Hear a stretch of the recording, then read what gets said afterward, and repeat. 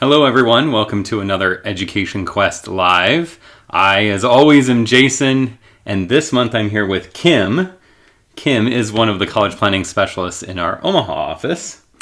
And this month we're going to talk a little bit about what seniors can do, because seniors that's the big push to college. So here in a little bit we're going to go over everything that you need to know as a senior so that you can be ready for college next fall. Before we get going, a couple housekeeping things. Comments, we've got people monitoring the comments for any of your questions. So if you'd like to ask him something about planning for college or what you're doing, or if she says something that you'd like some more clarification on, you're welcome to put those questions in the comments. Almost messed that up there. So if you're on Facebook, I believe they are down below us. And then if you're on YouTube, they're going to be depending on where you are, somewhere over there. So you should be able to find it. So any questions you have, definitely plug that in. And if you are not watching this live, we do monitor those comments. So if you are seeing this video after a live session, you are welcome to comment down there, and we will get Kim or one of our specialists to answer those questions for you so you can get the help that you need to plan for college. As always, follow us on social. We are very active on Facebook and Twitter and Instagram. And then, of course, all of our videos and stuff you can find on YouTube. So ton of help for you to make sure that college is a reality in your life. So engage with us, ask any questions you have. And I think we'll kind of jump into talking about the topic of the day with our seniors.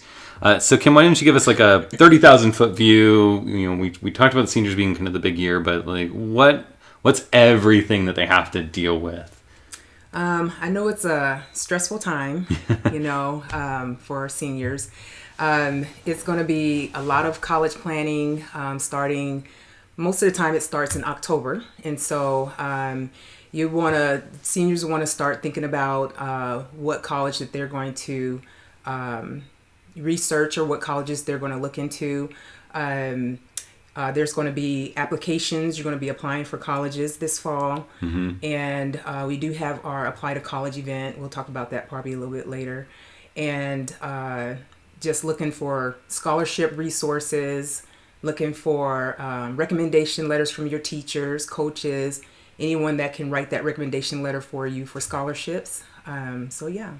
So let's kind of break it into chunks, give them kind of a little bit more details and stuff. And you mentioned kind of October being, the big push. So let's start with the FAFSA, because that's kind of the October thing.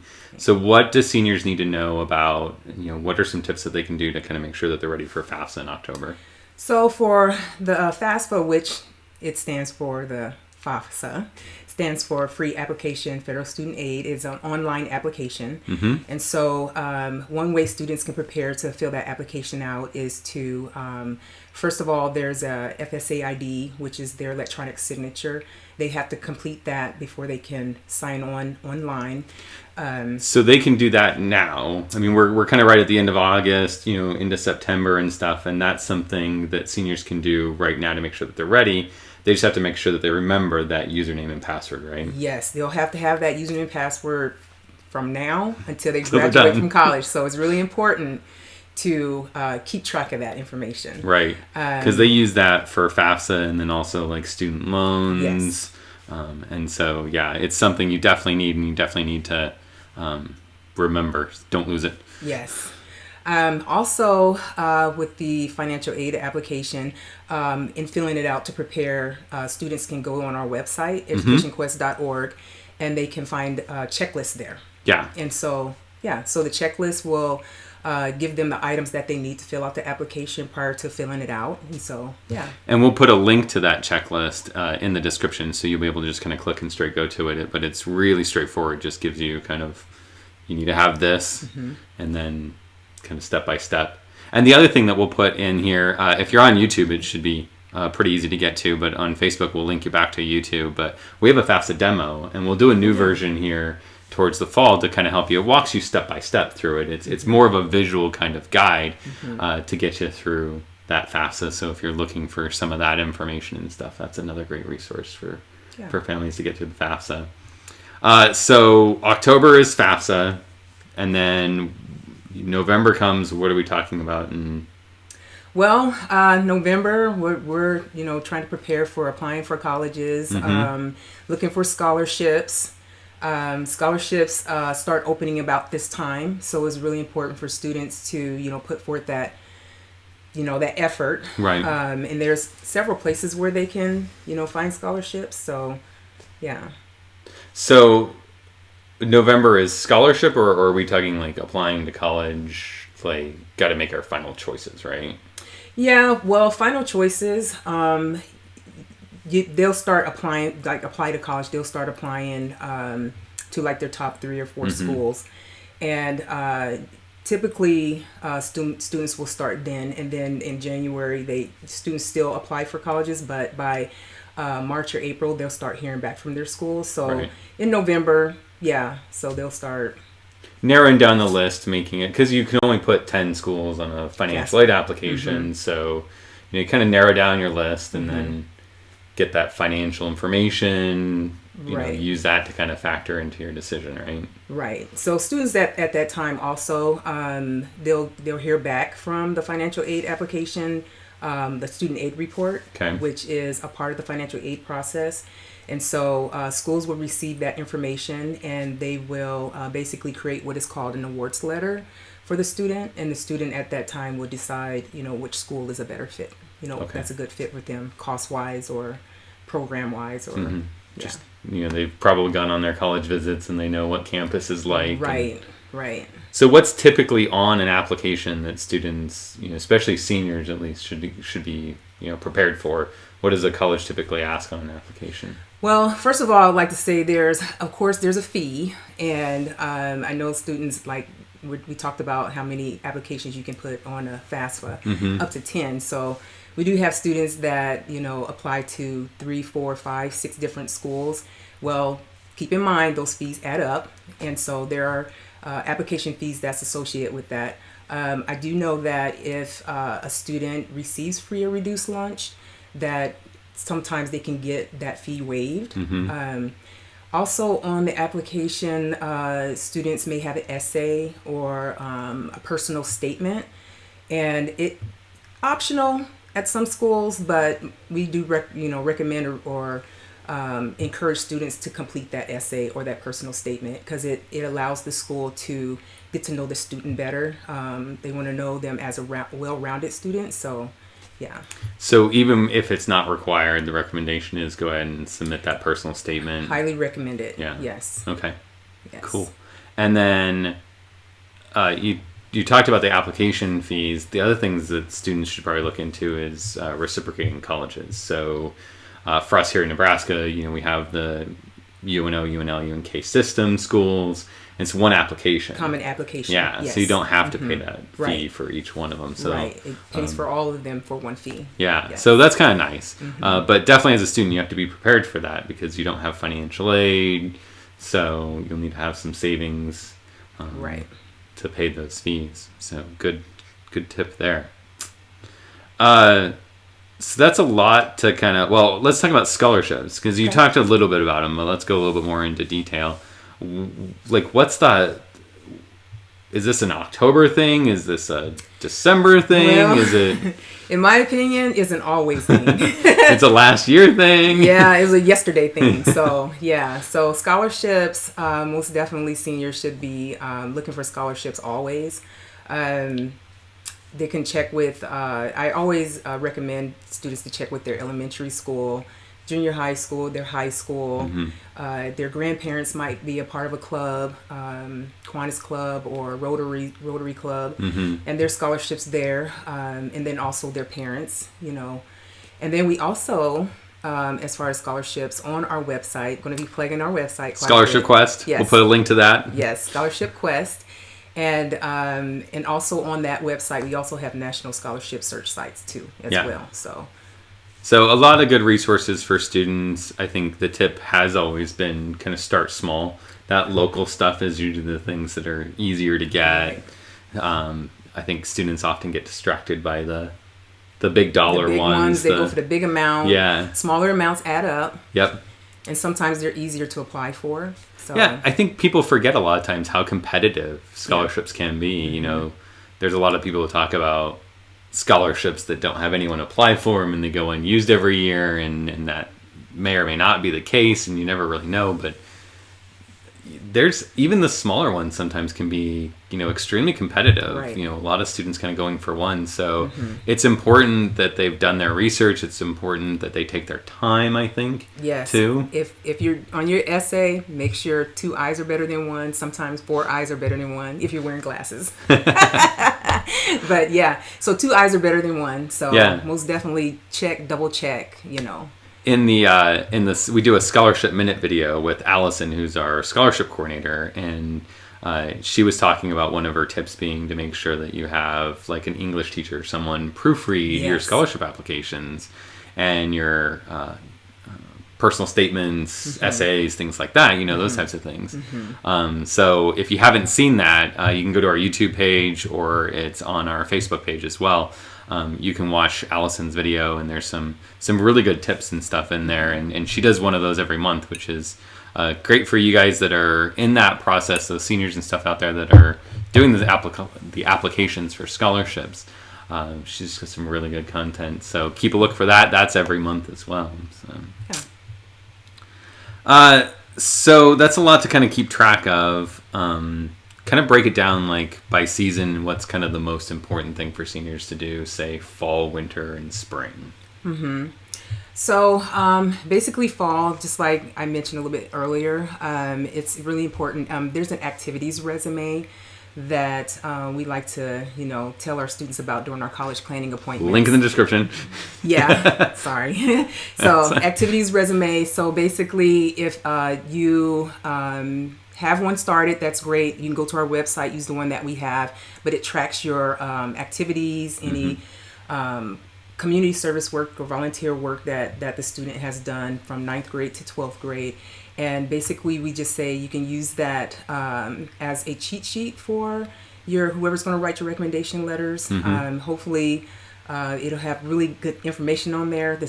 Whoever's writing your recommendation letters will be able to use that information to, And that's all self-input, so it's not, an automated kind of thing. You get to track what's important to you, the things that you do. Right. And you can kind of play with it and modify it and move things around, which is really kind of cool. Right. And then, of course, so talking about the fall, right, most important is going to be the FAFSA. So when that comes open, October 1st, we highly recommend getting it done hopefully before winter break. So the FAFSA, recommendation letters, activities resume. So yeah. Yeah. And then spring, I know that first kind of part of the year and of the calendar year and stuff, that's when it's letters, a lot of scholarships. Yep, scholarships, acceptance letters from the colleges, students, making that, decision of, what schools are better fit. Yeah. And yeah. Cool. And then, so what about summer? I mean, at that point in time, school year ends, it's May, June. They're done with all of this. They followed all these tips. Yeah. They're done, set, ready to go. Is there anything for them to do those last few months before they start heading off? Usually it's all about orientation, new student enrollment, orientation to the colleges, getting to know the person that you're going to room with if you're going to stay in the dorms, putting that last final touch on, how you're going to pay for it. So there's going to be maybe payment plans that's going to be involved with that. So, right. Yeah. So kind of figuring out kind of all those last two things, student loans, stuff like that. Yes. Awesome. Well, are there any other tips that you can give seniors? Is there anything else that might, you with all the people that you see, are there things that kind of sneak up on them that they don't? Yeah, I would say deadlines. You don't want to be late. So you don't want to be late at all. Yeah, you just don't want to be late. So deadlines are a big thing. Organization is key. We do see quite a few students that come in at that point who, they haven't applied for scholarships, or they haven't even maybe completed their FAFSA, or they haven't researched the colleges and they haven't decided on which college. So I would say just, organization is key, staying ahead of it. So, okay. Yeah. Cool. And if seniors out there that are watching this, if they have any more questions or need any more help, what are some of the resources that they can kind of turn to that you would advise for them to look into? Yeah, I mean, so we're Omaha office. Mm-hmm. You know, they can contact. We have college planning specialists there that can help them. Of course, our resources are on our website. Mm-hmm. We do take college planning appointments. You know, we do help with the FAFSA. And it's all free of cost. We don't charge for our services, so yeah. And then we also have offices in Lincoln and Kearney and someone else in Scottsbluff. Mm-hmm. So wherever you are in the state of Nebraska, you know, you're more than welcome to contact one of the offices, schedule the appointment, come in and talk to them. Yeah. What about school counselors? It's another resource that they can utilize, right? Yeah. School counselors, most definitely you can sign up through your and I don't know if they have I forgot the name of it. Naviance. Some schools have Naviance. Some schools don't. have, you know, different systems. So they just have to know, you know, go to the office, find out who the school counselor is, and if they need an appointment or whatnot. Right. I'm sure some of those smaller schools, you know, it might be easier to get in than the larger schools. So it'll be different depending on where they're going. Yeah. Is there anyone else that they should turn to if they need help or advice or anything? You know, if you're a student athlete, I was a student athlete, so I know my coach basically helped me, you know, with the with financial aid process. Not the financial aid, but, you know, figuring out how to pay for it. The recruiting and the recruiting part of it. So if there's student athletes out there, if you know, can lean on your coaches, most definitely that would be a resource. Awesome. Yeah. Well, I think that's great information for seniors. Hopefully, you know, that'll really help them kind of, like you said, organize their year and stuff. If you're looking for some more kind of help with what your year takes and where to go and when to do it and things like that, we have the college planning timeline. Oh, yeah. And the timeline is really... Timeline is awesome. It's pretty much everything you've gone over today, basically. Just laid out for you by the 4 seasons. So we'll put the link in the comments and in the description. But you can go there. You can log in. You can get email reminders of what's coming up. So you get a weekly email that says, hey, this is, you know, it's this season. This is what you need to be doing. Yeah. So that can really kind of help you stay on track. And certainly if you need any help with, you know, anything when it comes to financial aid or planning for college, Education Quest is here to help you. So you can reach out to any one of the offices that we talked about earlier and give them a call, and all that contact information is on our website at the very, very bottom.